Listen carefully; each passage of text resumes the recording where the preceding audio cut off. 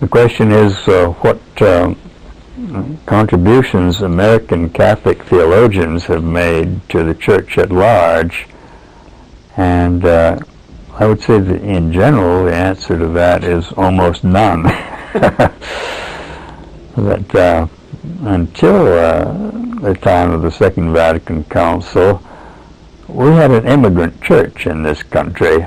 Even though we had a number of colleges and universities, we didn't have any theological tradition in this country. We were dependent on European sources.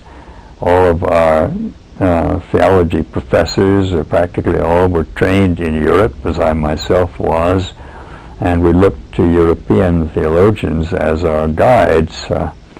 So I didn't look to any American theologian. I didn't read any American theologian, certainly no American Catholic theologian when I was in my theology studies. So whatever has been done in that field has been since Vatican II. Now, during about the end of the 19th century, there was a phenomenon known as Americanism,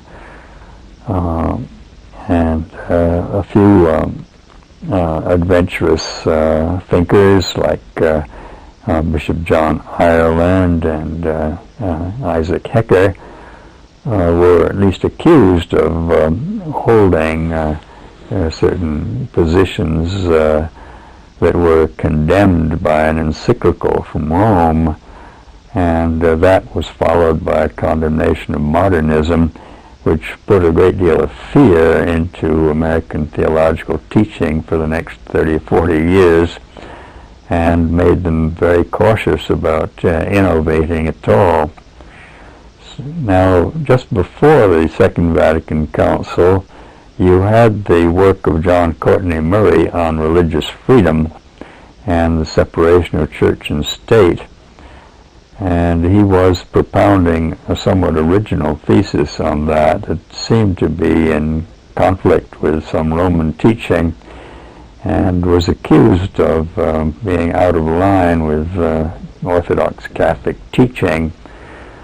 At the first session of the Second Vatican Council, Murray was actually disinvited. His name was on a list of theologians who were not to be invited.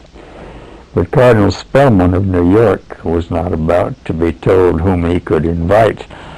So he defiantly chose John Courtney Murray to come as his theologian at the second session of the Second Vatican Council.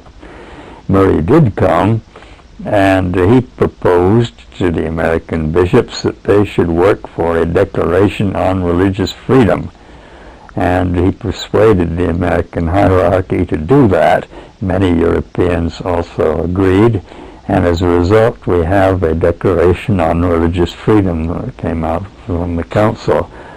And that, I think, is perhaps the most significant American contribution to the theology of the Church as a whole. Not that it was exclusively the work of Americans, but I think except for the work of John Courtney Murray, that document probably would not exist, or would be very different from the document we actually have.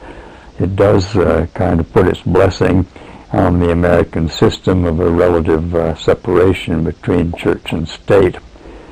But actually the present Pope has been, John Paul II, has been very enthusiastic about this declaration on religious freedom, and so I think it has won a place in universal Catholic theology, and is an irreversible development in the doctrine of the Church.